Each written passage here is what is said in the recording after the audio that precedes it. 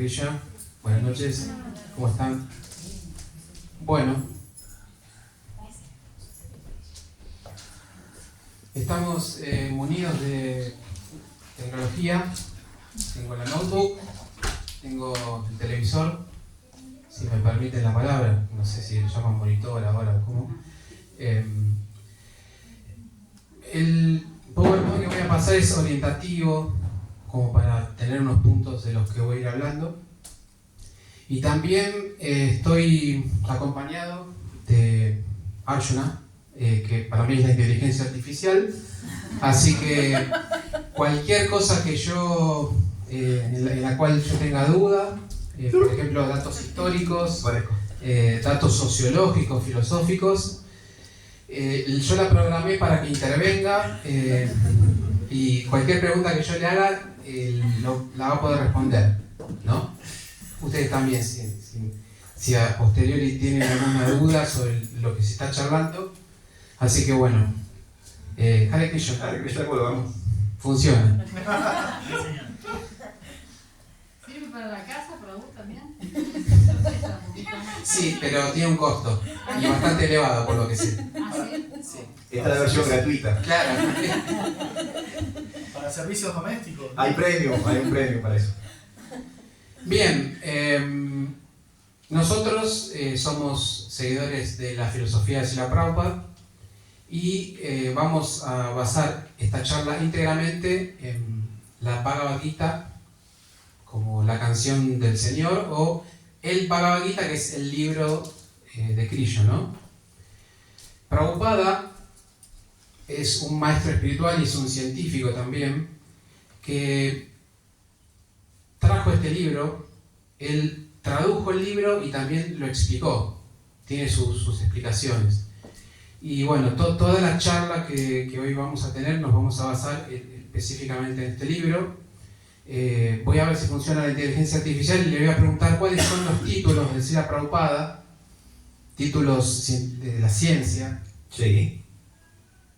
Perdón, la pregunta de nuevo. ¿Cuáles son los títulos que obtuvo Srila Prabhupada como científico más que como espiritualista? Como científico, bueno, era un filósofo, era un sociólogo, era un teólogo. Él se recibió, estudió en la universidad, no fue a recibir su diploma porque integraba el movimiento independentista de Mahatma Gandhi y forma de protesta al gobierno inglés de la época, se negó a retirar su título universitario, pero tenía muchos estudios, era una persona universitaria, con estudios de escuela superior.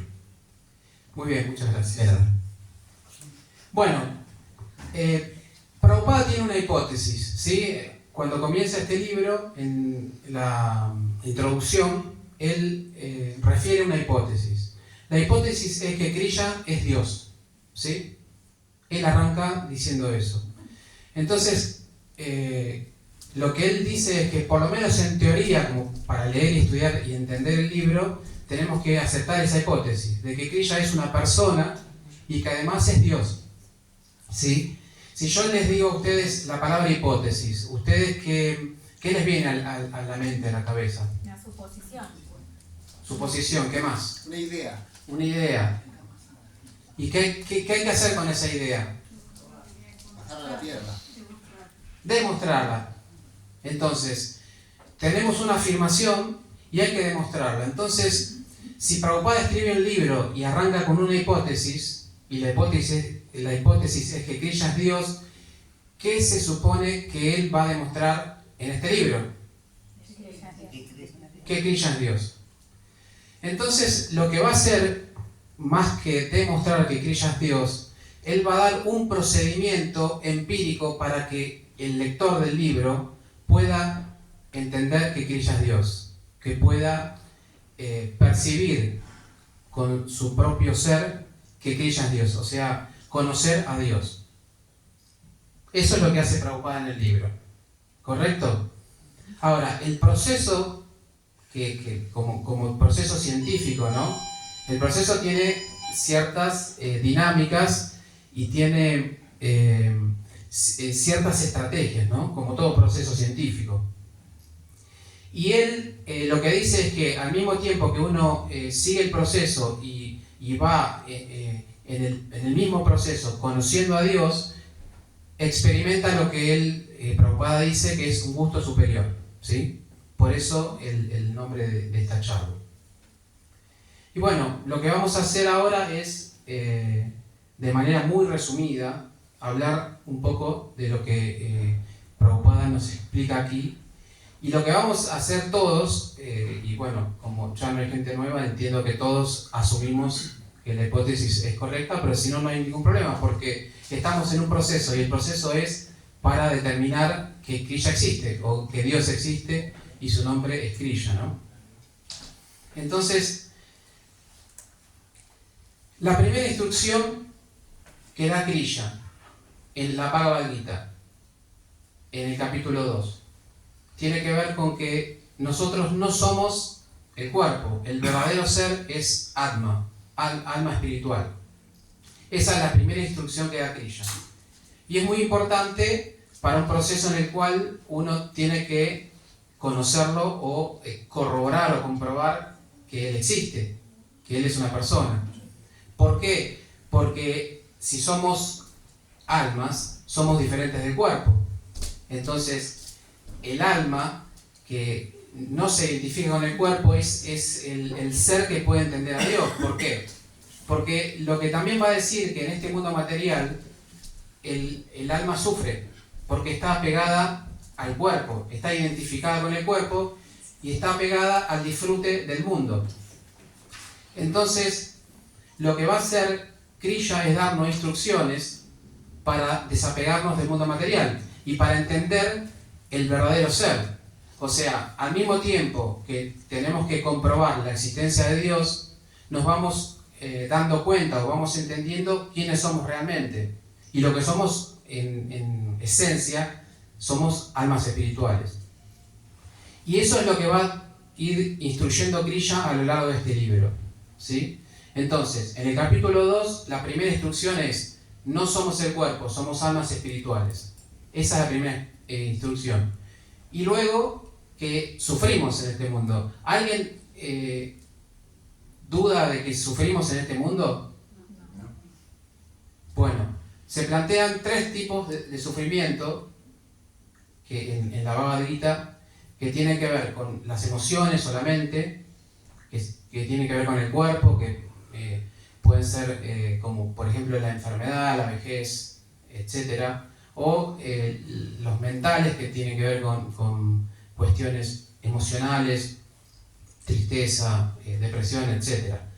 Que más temprano que tarde llegan, por más que uno crea que puede disfrutar del mundo separado de su esencia, más temprano que tarde va a llegar la enfermedad, la vejez, o la ausencia de un ser querido, o cualquier situación que nos haga sufrir. Después, otra de los tipos de sufrimiento tiene que ver con los que nos provocan las otras entidades vivientes a nosotros. Como por ejemplo, hoy estamos acá escuchando una charla y de repente no se ponen de acuerdo los estados, los gobiernos, y de repente el presidente de turno se enoja con el presidente de Noruega y el presidente de Noruega decide tirar una bomba aquí y nosotros dejamos de existir automáticamente. Con lo cual estamos sujetos al sufrimiento que nos provocan las otras entidades vivientes. Y otro tipo de sufrimiento que tenemos en el mundo material es provocado por los temas climáticos, ¿no? Como por ejemplo puede venir un terremoto y bueno, ese es otro de los sufrimientos que podemos de los cuales podemos ser víctimas. Entonces bien,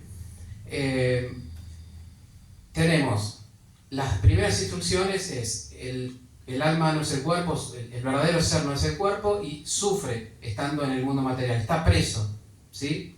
Sin embargo, se esfuerza por disfrutar del mundo, acepta los paradigmas del mundo y no acepta los paradigmas, o es reticente a aceptar los paradigmas que nos sacan de este mundo, ¿sí? Es muy fácil que el alma quiera disfrutar y cualquier propuesta de disfrute que aparezca, el alma condicionada la acepte, la tome, prácticamente sin cuestionarse. ¿Qué paradigmas o qué hipótesis podríamos decir que el alma acepta naturalmente sin cuestionárselo, sin pasarlo por la razón y vive en función de eso en este mundo? Si no, le preguntamos a la inteligencia artificial, Que es una parte integral de Dios, ¿no? Eso es espiritual, pero a ver, quizás no formulé bien la pregunta. ¿Qué paradigma acepta el alma para disfrutar del mundo sin preguntárselo? Que tiene que habitar un cuerpo. No, o sea, Estamos identificados con el cuerpo. Comer, reproducirse, bien, ¿qué más? la familia. La supervivencia sería. A ver la inteligencia artificial si me puede dar una precisión. Pero ahí dijeron algo también. No, nada. No, ok. Ahí, mira, allá atrás hay alguien. El deseo. Bien, el deseo. Voy a presentar un paradigma yo, porque Está bien, veo que porque no pagaste estoy la formulando. cuota. Sí, de la inteligencia artificial ahora me está queriendo cobrar. Por ejemplo, un paradigma es que el dinero hace la felicidad. Entonces, el alma condicionada se esfuerza por obtener dinero, riqueza, y algunas cuestiones que están relacionadas con el dinero y las riquezas que tienen que ver con la fama, por ejemplo. El alma espiritual condicionada en un cuerpo acepta esos paradigmas prácticamente sin cuestionárselo, como que es natural, busca la felicidad por ese lado. Que la vida es solo una, por ejemplo, esa frase. Bien, ese es otro paradigma que acepta. Entonces, si la vida es solo una, ¿qué voy a hacer? Voy a tratar de disfrutar al máximo.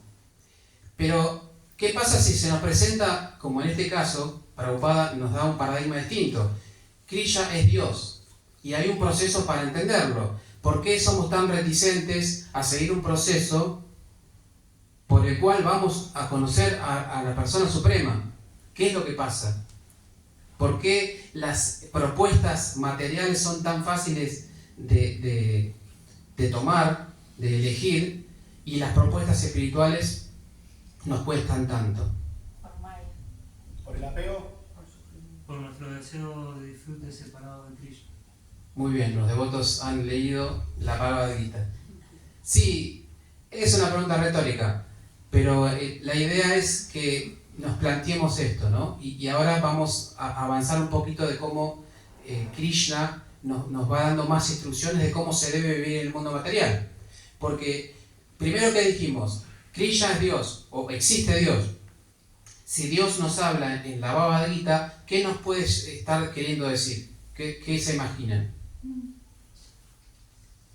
¿Algo malo, algo bueno? ¿Cómo relacionarse con él? Esa es una de las hipótesis. O cómo entenderlo a él. Si Prabhupada arranca de la hipótesis de que el proceso te lleva a conocer a Dios o a comprobar la existencia de Dios, Krishna nos va a dar un proceso, un método para comprobar esa existencia. Se supone que sí, por lo menos asumamos eso en teoría. Entonces, bueno, en el capítulo 2 nos dice, no son cuerpos, son almas espirituales, y este lugar es de sufrimiento. En el capítulo 3, Krishna dice, bueno, hay un método para vivir en el mundo material. Hay reglas y regulaciones. Entonces, el capítulo 3 se llama Karma Yoga, ¿sí? Porque es el yoga de la acción, a través de la acción, pero ¿qué acción? La acción que está en las escrituras. Esa acción, dice Krishna, Dios, proviene de mí. Soy yo el que determina cuáles son las acciones correctas que tiene que vivir el alma que está condicionada en un cuerpo. Entonces, esas reglas que están instituidas para el mundo, esas regulaciones, son el manual de instrucción para vivir en el mundo material. Pero ¿qué pasa? Hay que conocerlas, hay que saber cuáles son. Entonces, ¿qué pasa si no seguimos las instrucciones que nos da Dios o que vienen de Dios para vivir en el mundo? ¿Qué opinan que pasa? Caemos en las tentaciones. Caemos en las tentaciones. Y desde el punto de vista del orden social o desde la convivencia del ser en sociedad, ¿qué pasa? Caos. Caos, guerras, ¿qué más? ¿Cuáles son las características del ser que no sigue reglas y regulaciones? Se cree Dios. ¿Se cree Dios? Sí, está sujeto al karma. Tiene que tener un castigo. También tiene que tener un castigo por las acciones malas, si se quiere, o las que no son correctas. Pero si las acciones son reguladas, ¿qué pasa? Si están en las escrituras, ¿qué pasa? Se arregla. A ver, la inteligencia artificial. Si la persona ejecuta actividades según las escrituras, se lo premia. Exactamente. Disfruta por eso. Disfruta. Entonces, capítulo 3, Krishna va a decir, hay reglas que provienen de mí, yo las establezco, entonces las tienen que seguir. Esas reglas están en los Vedas. Ustedes se preguntarán, bueno, ¿dónde están? ¿Dónde las puedo conseguir? Porque necesito vivir correctamente, porque hasta ahora, ¿qué reglas seguimos en la sociedad desde que nacemos? Lo que nos dan nuestros padres. Y claro, ¿y quién las establece? La sociedad. ¿Y quiénes son los miembros de la sociedad? La gente. ¿Y quiénes son la gente? El hombre. El hombre establece esas reglas, seguimos las reglas del hombre. Entonces, si el hombre no se basa en reglas absolutas, lo más probable es que termine pasando lo que está pasando ahora. Que el mundo está atomizado, que hay guerras, que no hay puntos de acuerdo, porque no hay reglas absolutas. No puedo basarme en una regla que yo sé, esta es la regla que me va a llevar a la felicidad. Porque automáticamente cuando yo digo, esta regla la sigo, viene otra persona y me dice, no, yo tengo otra regla que es mejor. ¿Y qué pasa? Lo que pasa hoy en día, no hay acuerdos, porque son reglas surgidas de la mente. Entonces, ¿qué ella dice en el capítulo 3? Hay reglas y soy yo el que las establezco. Sucede que en esta era, denominada Kali Yuga, no tenemos disponibles esas reglas. ¿Correcto? Entonces, ahora voy a avanzar sobre eso, pero avancemos al capítulo 4 de la Bhagavad Gita. Que ella dice, recomienda, instruye que es importante el conocimiento. Habíamos dicho que hay que seguir las reglas, pero además de seguir las reglas es importante el conocimiento. ¿Qué conocimiento? El conocimiento que ya dio Krishna en el capítulo 2, que yo les referí, que somos almas espirituales, porque no alcanza a conseguir las reglas y regulaciones, sino que es muy importante entender que no somos el cuerpo, porque entendiendo que no somos cuerpo, entonces nuestras acciones van a tender a entender quiénes somos. Salvo que seamos desquiciados, pero si yo les digo, ustedes no son el cuerpo, son almas espirituales, lo primero que van a querer averiguar es, bueno, ¿quién soy yo? ¿Quién es el verdadero ser? Entonces, yo tengo las regulaciones y tengo el conocimiento. Entonces, eso me va a llevar a entender el ser. El conocimiento proviene también de la Suprema Personalidad de Dios, como lo refiere en la Bhagavad Gita. Luego en el capítulo 5, Krishna dice, bueno, el conocimiento como lo doy yo y el proceso que doy yo para entender al ser, tiene que ser acompañado con la ofrenda a mí, o sea, y con el entendimiento de que yo soy la causa. El karma yoga con conciencia de Krishna. Yo soy la causa de las acciones prescritas, soy la causa del conocimiento. Entonces, si ustedes siguen las regulaciones del mundo material, que soy yo el que las está refiriendo, entonces, y entendiendo que yo soy el origen, el resultado es prácticamente garantizado, porque es Krishna quien nos acompaña. Entendiendo que Krishna es Dios, uno sabe que está haciendo un proceso fidedigno, porque Él nos va a estar acompañando. ¿Quién más que Dios, si nos acompaña en un proceso espiritual, va a ser la entidad fidedigna para que nosotros avancemos, o que nos va a decir algo que está desprovisto de interés personal, porque los seres humanos se equivocan? ¿Correcto? Luego en el capítulo 6, entendiendo que estamos buscando entender el ser y que estamos buscando entender el alma espiritual, que somos nosotros, que ella da un proceso de meditación, lo que comúnmente llamamos yoga nosotros, o también el Hatha Yoga o Ashtanga. Es un proceso de meditación que en esencia es para entender el alma espiritual, pero como es muy engorroso de llevar a la práctica, porque para meditar hay que meditar mucho tiempo y hay que preparar el cuerpo, y en realidad el proceso en sí requiere apartarse de la sociedad, renunciar a la sociedad. Es engorroso. Entonces, Krishna lo da al proceso, lo refiere, lo explica, pero también dice que es difícil. Él recomienda en la Bhagavad Gita que el mejor proceso es la acción prescrita, ofrecida a Dios. ¿Sí? Pero al final del capítulo 6, ¿qué va a decir Krishna? Que hay un proceso que es superior a todos los tipos de procesos que él había mencionado, que es el Bhakti Yoga. Y estoy hablando de procesos, para corroborar o comprobar la existencia de Dios, no estoy hablando de cualquier proceso, y que lo refiere él mismo. Entonces él va a decir, hay un proceso que es superior a todos, que es el Bhakti Yoga. Y ese proceso, al mismo tiempo que uno descubre que es el alma, que es el verdadero ser es alma, diferente del cuerpo, al mismo tiempo va relacionando o obteniendo una relación con Dios. Es un proceso que es concomitante o sea, entender el alma me hace al mismo tiempo entender a Dios, porque no pueden ir separados. Si yo me entiendo a mí mismo, al mismo tiempo tengo que entender a Dios, porque de hecho para entender al ser, el alma, uno necesita sí o sí de los procesos que da Dios, necesita la compañía de Krishna. Entonces Krishna dice, bueno, el mejor proceso para comprobar o corroborar mi existencia y establecer al mismo tiempo una relación conmigo y entender que somos almas espirituales es el Bhakti Yoga. Y para eso hoy traje acá a una persona especializada que hace 30 años mínimo que sigue este proceso, y además de ser la inteligencia artificial es una persona, ¿sí? Como Krishna, nos va a decir exactamente cuáles son las consecuencias de seguir el Bhakti Yoga, cuáles son los preceptos del Bhakti Yoga, va a profundizar sobre el proceso que es el que Krishna nos recomienda para establecer una relación con él. ¿Hay alguien que esté acá que no tenga ganas de conocer a Dios, o por lo menos de comprobar de que Dios existe? ¿Hay alguien que no esté interesado en la corroboración empírica de que Dios existe? No.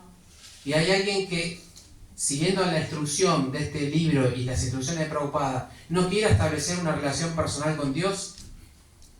Bueno, acá Arjuna nos va a profundizar sobre el proceso del Bhakti Yoga.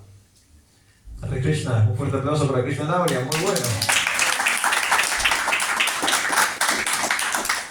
Antes de comenzar con el tema del Bhakti, quisiera volver un segundito para atrás con algo que dijo Krishna Dauria, que me pareció muy importante, esto de los paradigmas.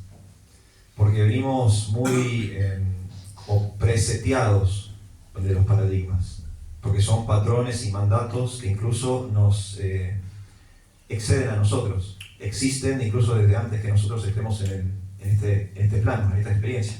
Ya están dados, están establecidos. Y por eso también, lo que decía Krishna Dauria, uno los acepta tan naturalmente, porque están normalizados, ¿no? No solamente tus padres te los inculca, el maestro te lo inculca, tus amigos te lo inculca, la publicidad te lo inculca, los libros, el cine, la literatura, la música, ¿no? Están como muy desparramados en la sociedad. Y uno lo acepta naturalmente. Para quebrar con eso, esto del paradigma material, fíjense que nosotros estamos estudiando un concepto que es el gusto superior.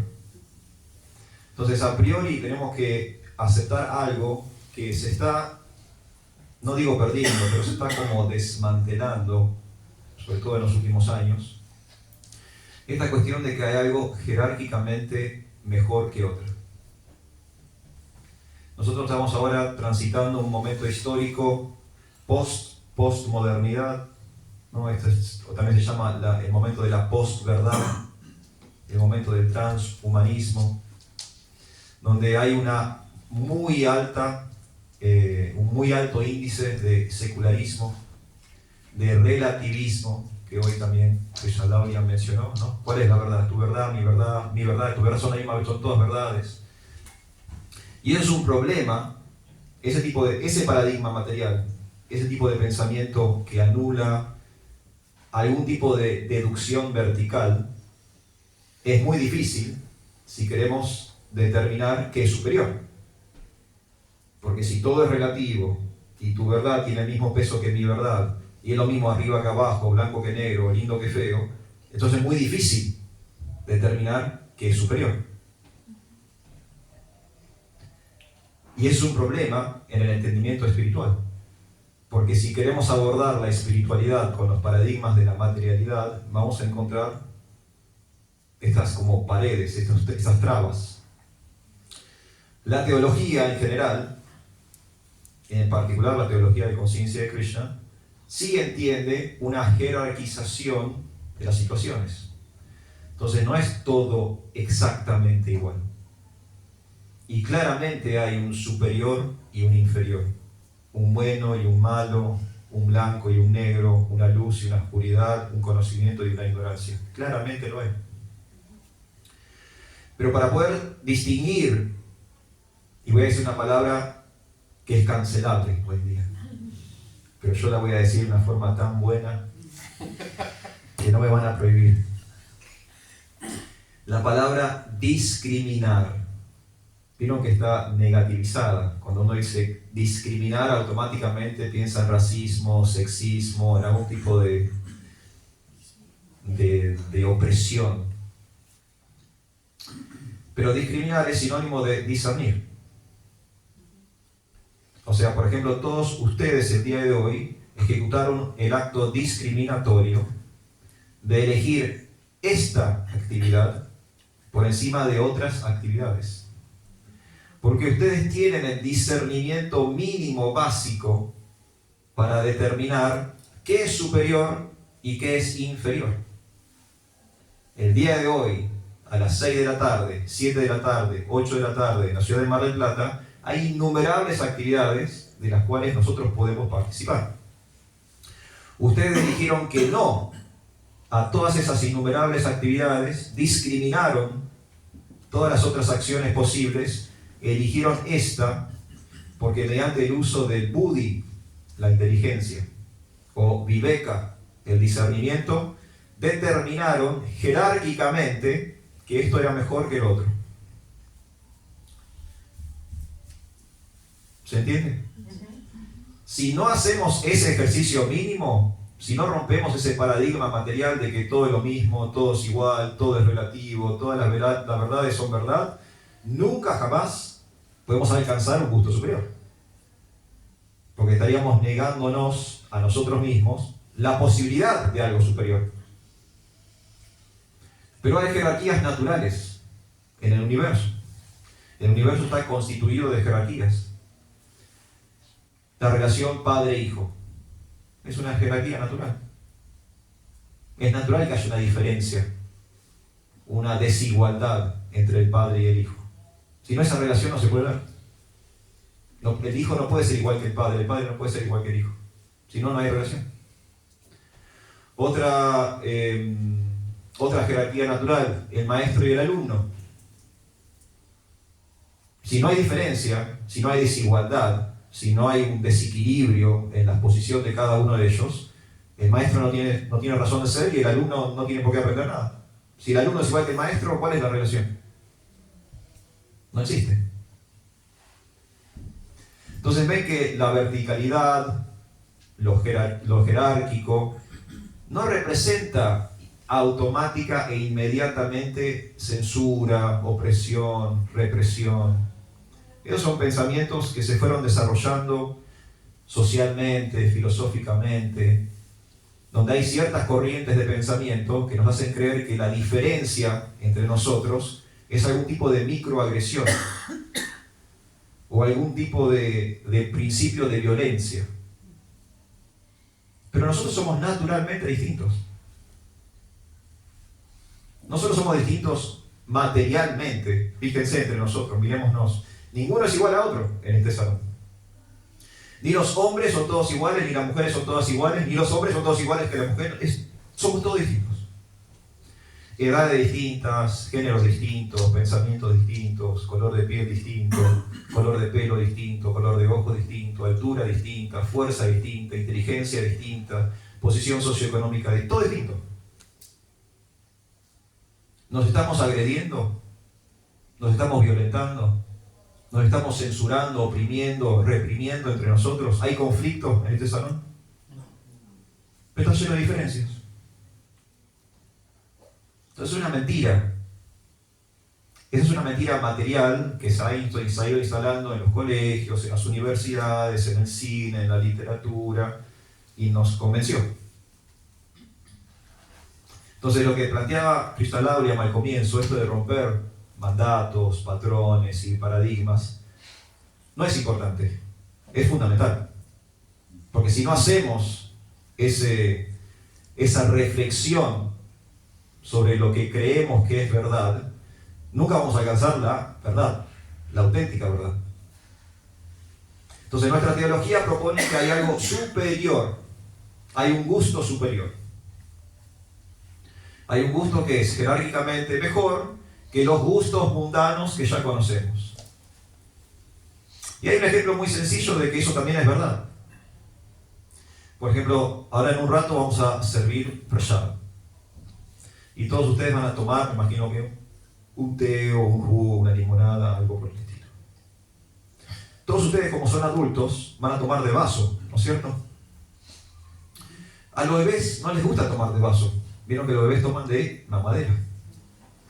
A los bebés les encanta la mamadera. Y pasan mucho tiempo. Yo ya crié 3, por eso sé. Y pasan mucho tiempo hasta que toman de vaso. A veces pasan hasta años hasta que toman de vaso. Van pasando por distintos tipos de mamadera. Es el gusto inferior. Al niño, en ese estado de conciencia, le atrae la mamadera, le atrae tomar de la mamadera. Pero si ustedes se sientan a tomar prasad y en vez de darles vasos, le damos mamaderas, yo les puedo asegurar que el 99,99% de ustedes pediría un vaso. Porque en la madurez, en la experiencia, el gusto de ustedes se refinó. Ustedes no quieren sentir la baba, el plástico, quieren sentir la bebida. El vaso permite eso. Permite una inocuidad suficiente como para que yo disfrute del contenido. ¿Se entiende? Es un gusto superior.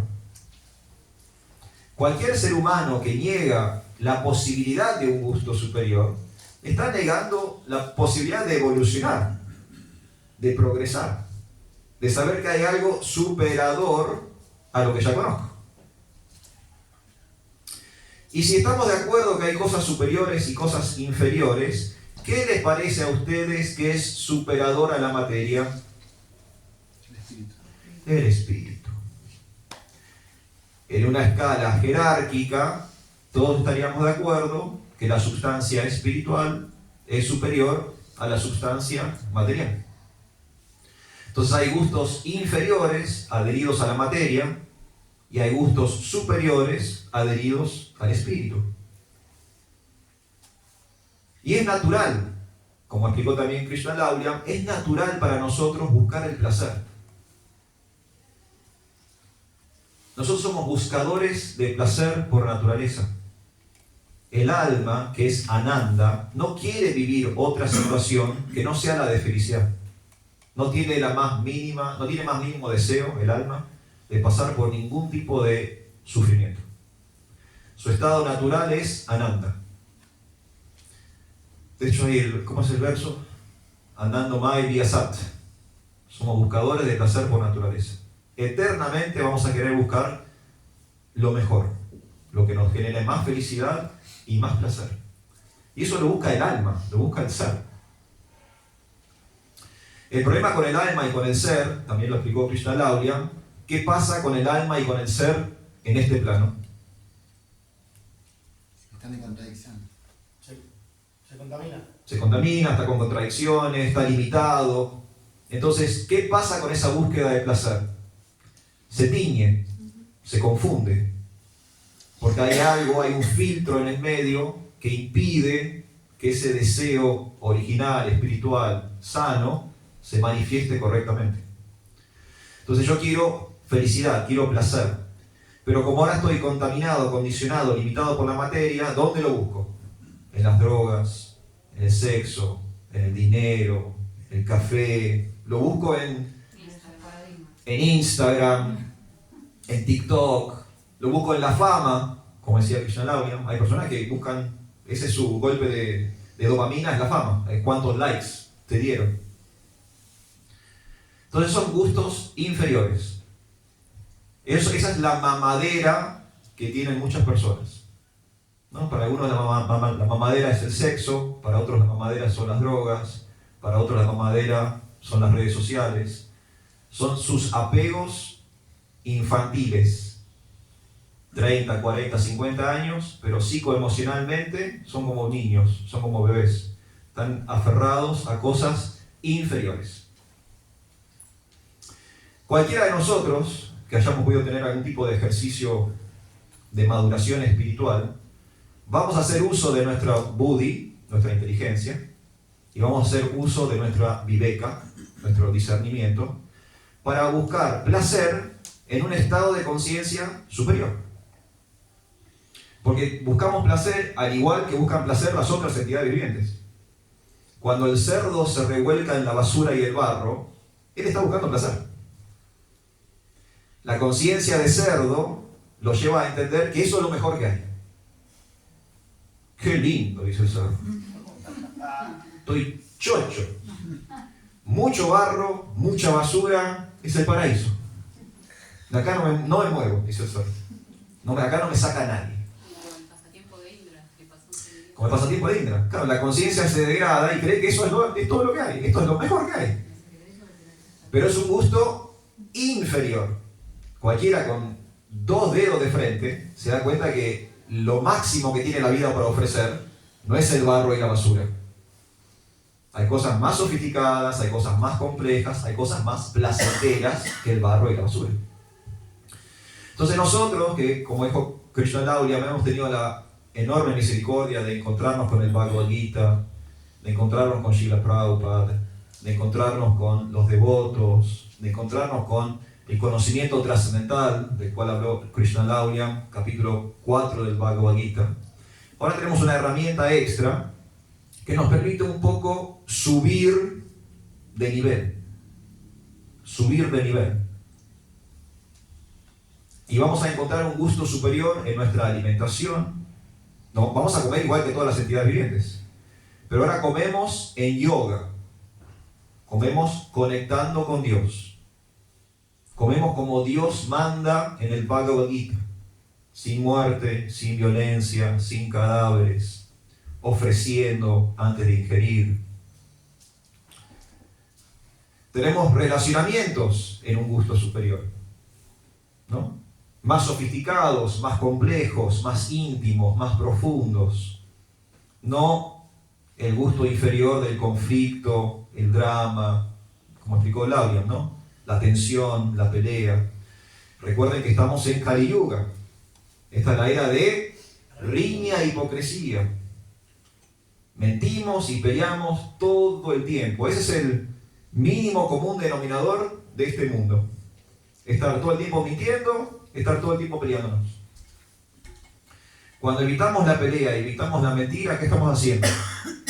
Estamos subiendo de nivel. Estamos saliendo de la media. Entonces hay relacionamientos en un gusto superior. Hay una alimentación en un gusto superior. Hay filosofía en un gusto superior.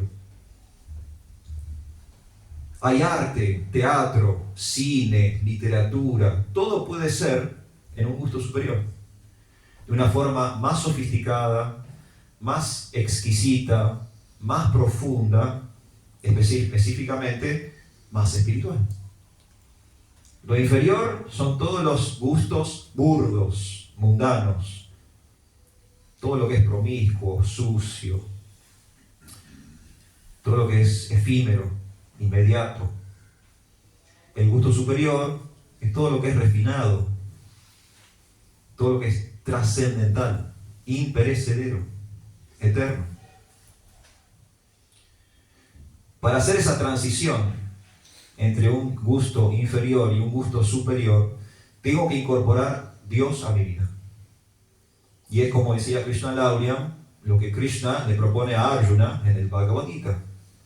Vos querés que tu vida sea un éxito, vos tenés que empezar a vincularte conmigo, dice Krishna. eso va a hacer que tu vida cambie radicalmente. Entonces, en la medida que nosotros incorporemos a Krishna en nuestras vidas, automáticamente vamos a empezar a incorporar también el gusto superior. Acá hay devotos que practican desde hace mucho tiempo. Me imagino que todos tienen experiencias de que sus gustos han cambiado. Que hace 30, 20, 15, 10, 5 años atrás, cuando conocieron a Prabhupada, conocieron a Krishna, leyeron el Bhagavad Gita, estaban con un nivel de conciencia. Hoy están con otro nivel de conciencia. Y sienten placer en otras actividades. Y este acto discriminatorio que hicimos todos el día de hoy, es el acto discriminatorio que hacen los devotos todos los días, todo el tiempo. Prabhupada decía que las personas se pueden distinguir como las abejas y las moscas. Las moscas se atraen al excremento. Las abejas se atraen a la miel. No es lo mismo. No es lo mismo atraerse al excremento que atraerse a la miel. Entonces tenemos que pasar de mentalidad de mosca a mentalidad de abeja. Prabhupada también daba el ejemplo del cisne y los cuervos. No es lo mismo un cuervo que un cisne. Pero los cuervos, los nidos de los cuervos es como una maraña, es toda una cosa. Es un caos el nido de los cuervos, es un quilombo de cosas. ¿Y vieron los cisnes? Son como súper refinados, siempre están en lagos cristalinos, ¿no? Son muy como esbeltos, son hermosos. ¿Qué queremos ser? ¿Queremos ser cisnes o queremos ser cuervos? ¿Queremos ser moscas o queremos ser abejas? Porque de acuerdo a nuestro gusto, vamos a terminar siendo una cosa o la otra. Yo no puedo tener un gusto inferior y pretender samadhi, la conclusión del yoga. No es posible. Krishna Laurya hoy habló del proceso del Ashtanga. El Ashtanga es justamente un proceso. No puedes pretender lo máximo que tiene para ofrecer el yoga si ni siquiera arrancaste con lo primero que el yoga te está exigiendo. O sea, es ridículo. No va a suceder. Entonces, mi humilde recomendación es que todos sigamos el plan de Srila Prabhupada, cantemos Hare Krishna, ofrezcamos los alimentos, leamos el Bhagavad Gita, asociémonos con los devotos, prestemos todo el servicio devocional que nos es humanamente posible y vayamos adquiriendo este gusto superior. No nos tenemos que reprimir, no nos tenemos que oprimir, no nos tenemos que censurar. Lo único que tenemos que hacer es redirigir nuestro deseo. Esa es la gran diferencia entre conciencia de Krishna y otras filosofías de Oriente. Incluso el yoga, como explicó Krishna Laurya, el yoga original, el yoga clásico, el yoga tradicional, es un yoga de aislamiento. Los yogis no vivían en comunidad, vivían solos, en una cueva, en el bosque, en la montaña, en el desierto.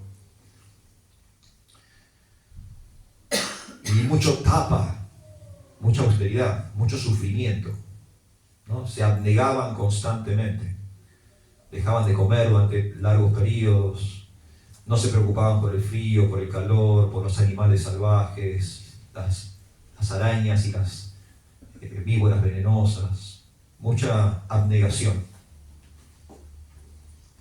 Pero el proceso de Bhakti va por otro lado. El proceso de Bhakti es más simple, se llega a una meta superior y se hace de una forma susukam, con mucha felicidad. Entonces acá no es cuestión de censurarse, no es cuestión de reprimirse, no es cuestión de oprimir absolutamente nada. Sabemos que todo lo que uno reprime termina explotando. Somos como ollas a presión, no puedes tapar las cosas porque en un momento explota. Lo que tenemos que hacer es redirigir el deseo. Yo tengo el deseo de comer, ok, entonces voy a aprender cuál es la mejor forma para comer en la experiencia humana. Y voy a comer de esa forma. La forma más sofisticada de comer en la experiencia humana es A, B y C. Bueno, yo voy a comer A, B y C. ¿No? Samadhi. Voy a llegar al máximo Otra vez, la jerarquía, lo más arriba posible en mi alimentación, lo más arriba posible en mis relacionamientos, lo más arriba posible en el cultivo del conocimiento. Eso es el gusto superior. Y si quiero ser superior, tengo que incorporar a Dios, que es el supremo, que es el superior superior. Entonces no puede haber superior sin el supremo. ¿Está bien? Bueno, Laura, ¿querés hacer un cierre? ¿O crees que los devotos hagan alguna pregunta? Va un pequeño cierre, Sí, después sí. pasamos a las preguntas.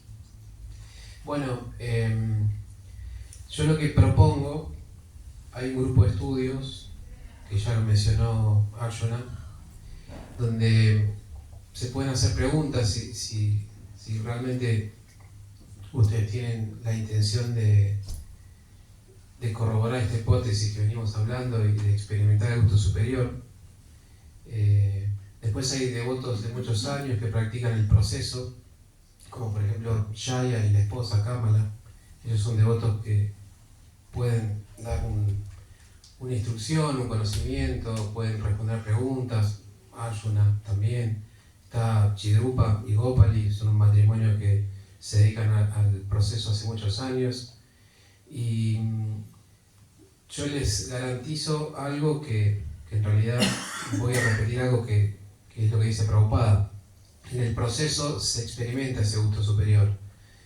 En lo personal, hace muchos años que me dedico a este proceso y lo recomiendo, pero no me quiero quedar en el plano personal, sino que los invito a ustedes que lean el libro y que también saquen sus propias conclusiones, y que cualquier duda que tengan pueden recurrir a los devotos que les mencioné, que son devotos que pueden dar mucho conocimiento y también experiencia, que justamente como hablamos de que es un proceso científico que se puede comprobar empíricamente, estos devotos tienen sus realizaciones y realmente es muy interesante hablar con ellos. Hay programas también, Jaya tiene un programa todos los sábados a la mañana, 7 de la mañana, donde leen el Srimad Bhagavatam. También se les pueden hacer preguntas a ellos. Bueno, el grupo de estudio está abierto, ¿no?, para preguntas. Sí, claro. Si alguien tiene alguna duda o quiere practicar el Bhakti en sus casas y dice, bueno, ¿cómo puedo hacer? ¿Cómo puedo empezar? O estoy haciendo esto de tal o cual manera, siéntanse libres de consultar, preguntar, porque es o esta opción que les estamos presentando, o tienen la opción de continuar en el mundo material con los paradigmas que ya conocemos, con la opción que nos da este mundo, y ya saben a dónde nos conduce. Así que bueno, la decisión es personal, es el famoso libre albedrío, es esto, es la decisión en cada instante. Como dijo Arjuna recién, muy bien, ustedes y todos nosotros hoy elegimos venir acá, entre otras opciones que nos presentaba el mundo para disfrutar, pero elegimos estar acá. Y la elección del proceso espiritual para corroborar la existencia de Dios es en cada instante, es en cada momento, todos los días, en cada momento. No hay momentos donde yo me dedico a lo material y otros a lo espiritual. Lo espiritual es en todo momento, es incorporar, como dijo Arjuna, a Krishna en nuestras vidas y continuar de la misma manera, pero con otro paradigma. Así que bueno, ahí cerramos, hacemos unas preguntas que quieran. Muchas gracias. Chidrupa. Bueno, antes que nada, brillante, gracias, muchas gracias.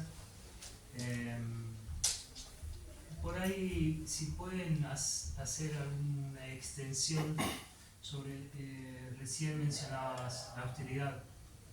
Entonces, si hablamos de austeridad, nuestra mente, nuestros sentidos condicionados, es como que en esta cuestión de avanzar en la espiritualidad es como que ponen un freno, ¿no? Como que es muy limitante para que nuestro deseo de querer abordar la espiritualidad y avanzar en la espiritualidad, cuando decimos que hay una austeridad, es como que tengo que abandonar cosas, tengo que dejar esto, ¿no? Es como que la energía material es tan fuerte, los sentidos están tan atraídos a la energía material, pero al mismo tiempo esta seducción del gusto superior esto que reconoce el alma, ¿no? El gusto superior lo reconoce el alma, como decía Rigo en algún momento. Es algo que es innato, ¿no? Somos eternos buscadores de esa felicidad, ¿no? Entonces, ahí es como que se genera una cuestión de que un tire y afloje, ¿no? Entre nuestro deseo de querer avanzar espiritualmente y nuestro deseo de querer seguir disfrutando en este mundo material, y esa cuestión de cómo influye esa austeridad dentro, o cómo es esa austeridad dentro de este proceso de Bhakti Yoga. Esa sería mi pregunta. Buena pregunta.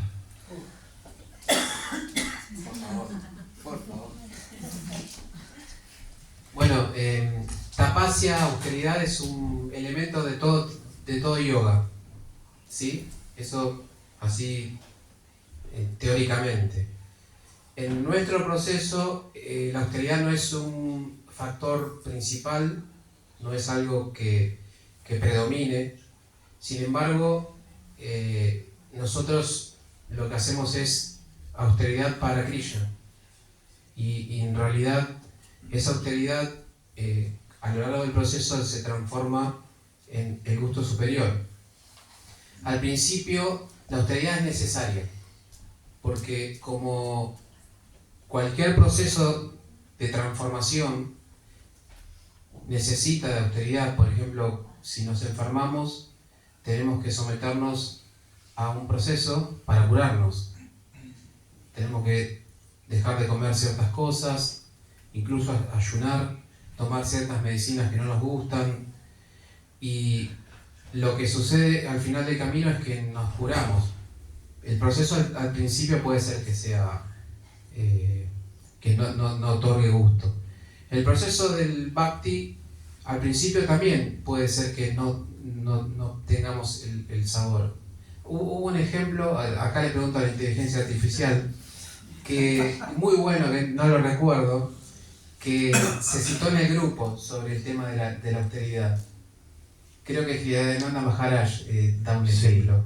Sí, voy a retomar un poco lo que decía Krishnalabdhi, que es muy bueno porque sabemos que esto del gusto superior requiere algún tipo de entrenamiento de la mente, ¿no? Lo que estuvimos hablando recién, porque la mente, digamos, de forma natural adhiere a los mandatos, los patrones y los paradigmas preestablecidos. Es como que cuando venimos al mundo, venimos como chipeados de una forma determinada, ¿se entiende? Y hay cosas incluso que trascienden este nacimiento, las venimos arrastrando de nacimientos previos. Son programaciones que tenemos. Y hay que desandar esas programaciones. Y para desmantelar todo eso, tenemos que hacer un trabajo en la mente. Y la mente se trabaja a fondo con dos ejercicios básicos. Tomen nota de esto. Esto es muy importante. A la mente se la labura con tapa, austeridad, y jnana, conocimiento. Esos son los dos instrumentos que van a afilar mi mente, la van a poner como a punto. ¿Vieron como los mecánicos que agarran herramientas para poner el auto a punto? Bueno, las tecnologías que tenemos para nosotros controlar la mente son tapa, austeridad, jnana, conocimiento. Y es tal como dijo Krishnalabdhi, y Krishna mismo lo explica en el Bhagavad Gita. El gusto inferior al principio es rico, pero después es feo. Krishna dice al principio es como un néctar y después es un veneno. Y si ustedes se dan cuenta, los gustos inferiores son así. Son ese shock de dopamina. En el momento es buenísimo, es una genialidad. Eso es lo mejor que puede estar pasándome en este momento. A los 2 o 3 días es un bajón. No puedo creer que haya hecho eso. Y el gusto superior es al revés. Al principio no es lindo, al principio es feo. Con el tiempo se pone lindo. El néctar viene después. Y ahí también hay ejemplos de esto, ¿no? Laurian dio el ejemplo de la salud.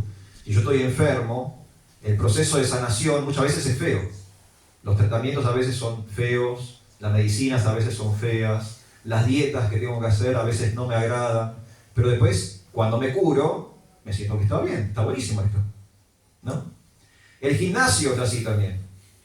Al principio no es lindo, me duele todo, hace frío, ¿para qué estoy acá? ¿En qué me metí? Pero después, al mes, me veo que estoy más delgado. Epa. A los 2 meses, tengo músculos. Pero la primera semana no estuvo buena. La primera semana me dolía todo. No quería ir, me tuve que obligar a ir. Por eso uno paga 3 meses. Ahí, Claro. Y el estudio también es así. ¿Alguien ha estudiado? ¿Alguien tiene estudios superiores, terciarios, universitarios? El proceso es un garrón. Noches enteras sin dormir, estudiando, parciales, trabajo práctico, parcialitos, finales, orales, residencias, prácticas. Es una austeridad. Pero después de la austeridad viene un título, después del título viene una carrera, acá se puso bueno. Entonces, esa es la naturaleza del gusto superior. Y, como dijo Chidrupanitay, hay un componente de austeridad en el gusto superior. Hay un momento donde todo no va a ser de rosa. Pero tenemos que atravesar ese momento difícil para llegar al néctar. Entonces, no le tengamos miedo a la austeridad. Krishnadevya lo dijo, es parte integral del proceso del yoga. Nosotros somos bhakti yogis. Queremos hacer yoga sin austeridad, no es posible. Va a haber un momento de incomodidad, va a haber un momento de algo que no me gusta, va a haber un momento de dificultad, va a haber un obstáculo, y eso es natural, recomendable en el yoga. Si realmente queremos alcanzar un estado superior de conciencia, también tenemos que salir de nuestra zona de confort. No podemos estar en el sillón, tirados, comiendo papas fritas, viendo Netflix y pretender samadhi al mismo tiempo. No va a suceder. No va a suceder. Si yo quiero samadhi, si yo quiero la perfección del yoga, si yo quiero llegar a lo más alto del potencial de la conciencia humana, me voy a tener que esforzar. Y ahí viene la austeridad. Amiguémonos con la austeridad. Seamos aliados de la austeridad. Pidamos, como la reina Kunti, austeridad. Y afinemos y entrenemos nuestra mente para superar esos obstáculos y alcanzar un gusto superior. ¿Está bien, Chidrupanitay? Excelente. Muchas gracias. Pues le voy a leer lo de mi maestro espiritual que está en el grupo. Perdón, Krishnadevya, aunque no lo dije. Esto es un extracto del artículo Higher Taste, que es un gusto superior, de su santidad Hridayananda Das Goswami. Dice, así como un buen entrenamiento físico nos desafía, pero no nos agobia, un buen entrenamiento espiritual nos desafía y nos exige, pero no nos agobia ni nos quiebra. La práctica constante y entusiasta de la conciencia de Krishna, a pesar de las dificultades de la vida, nos traerá la misericordia de Krishna y alcanzaremos el gusto superior que conduce a la perfección. ¡Haribo! Muy bien.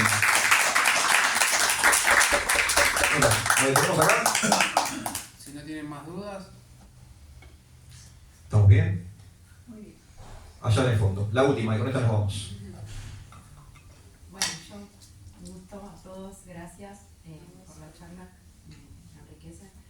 Bueno, estos días estuve como recapitulando varios temas de Bhagavad Gita y en una parte dice Krishna que el alma nunca muere, sino que es como que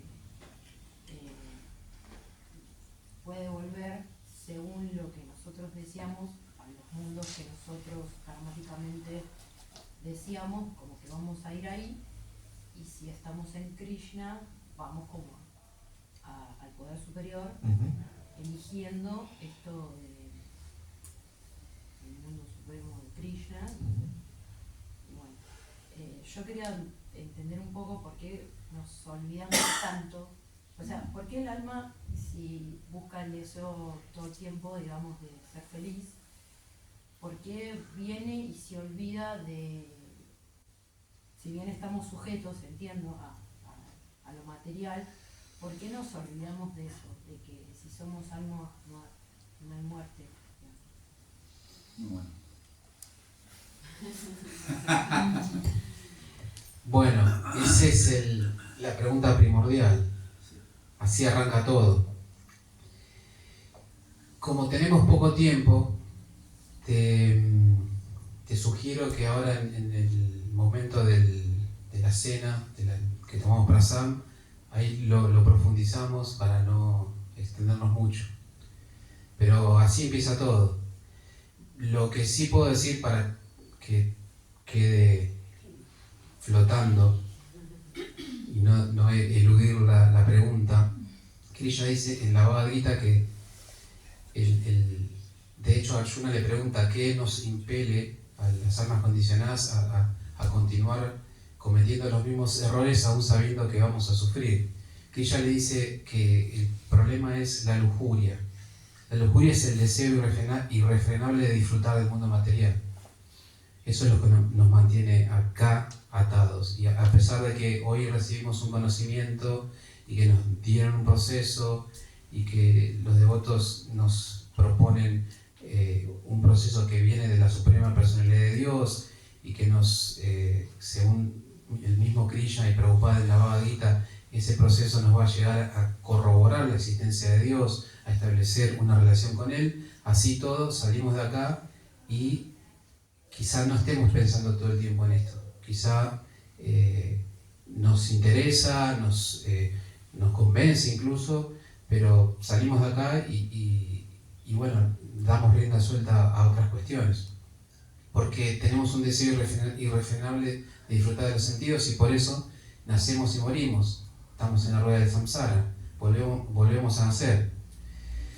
Pero bueno, así a grandes rasgos te doy esa respuesta y la causa de por qué estamos acá la continuamos después, si te parece.